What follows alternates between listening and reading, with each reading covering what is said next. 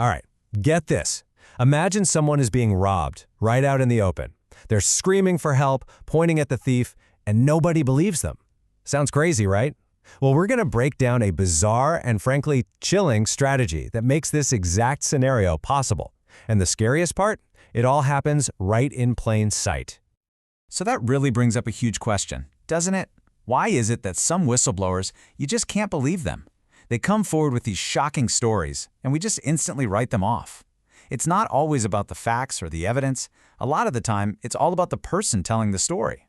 And that leads us right to our main example for this whole thing, the actor Randy Quaid. You might remember, years back, he came out with these just wild allegations. He talked about a shadowy group he called whAckers. He said they were this professional ring systematically stealing money from celebrities. And what did the world do? Mostly laughed. But what if that was the whole point?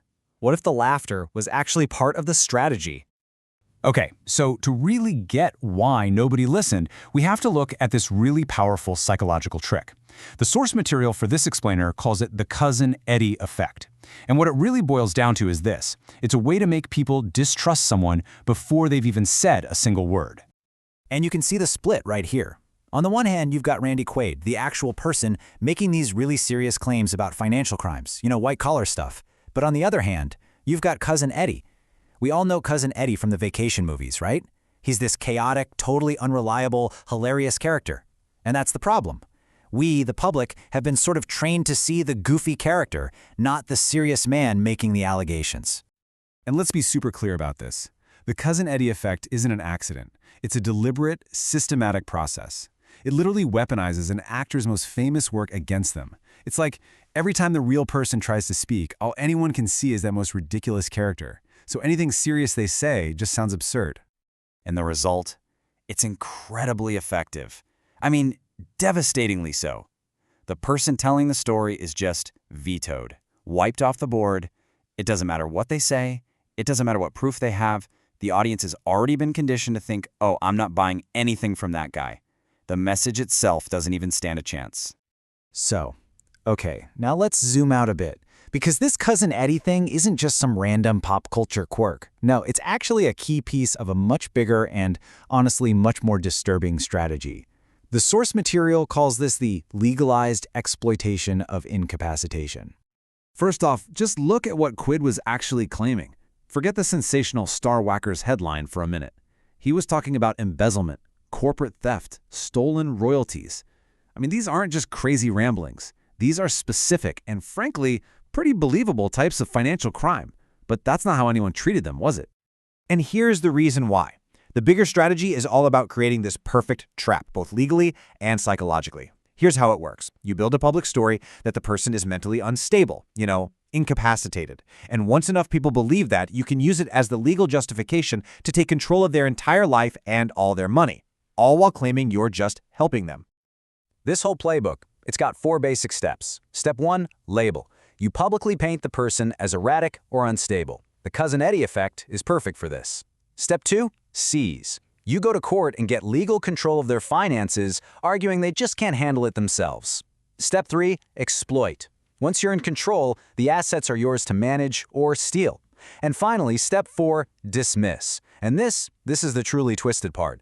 When they start screaming that they're being robbed, you just point and say, see, told you they were crazy. Their own protests become the proof that justifies the whole thing. And all of this brings us to the absolute core of this strategy. It's something the source material calls a haunting inversion. And it's exactly what it sounds like, a complete flip of predator and prey, in a way that's somehow totally legal, but also just terrifying. Seriously, just let that sink in for a second.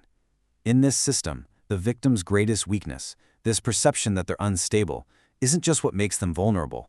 No, it becomes the actual legal key for the predators to take control. Their weakness, literally, becomes the predator's legal strength. Just look at this breakdown. It's a total reversal. The victim, the person whose money it actually is seen as incapacitated. Their credibility? Gone. Their claims? Paranoid delusions. Meanwhile, the handler, the alleged thief, looks like a total pro. Their credibility is just assumed, and everything they do is legally justified as just prudent management for their poor, unstable client. It's a perfect setup. This quote from the source material just nails it. The victim's incapacity isn't some hurdle the predator has to overcome. It is the predator's capacity. It's the essential ingredient that makes the whole scheme possible. It creates this perfect self-sealing loop where the wolf is legally seen as the shepherd. So, okay, what's the big picture here? Why should you care about this beyond one actor's really weird story? Well, because at the end of the day, this isn't just about money. It's about something way more powerful. Who gets to control the story? And really, this is the ultimate lesson. In our world, where we're just flooded with information 24/7, the most powerful form of control isn't about hiding facts anymore. It's about making the storyteller unbelievable. Think about it. You don't have to argue with the facts if you can just make sure no one listens to the person speaking them. And so that leaves us with one last kind of tough question to chew on. We all do it, right? We judge information based on who's telling us. But what happens when that storyteller has been intentionally painted as a fool? It really makes you stop and ask yourself, when you hear a story, are you listening to the message or are you just judging the messenger?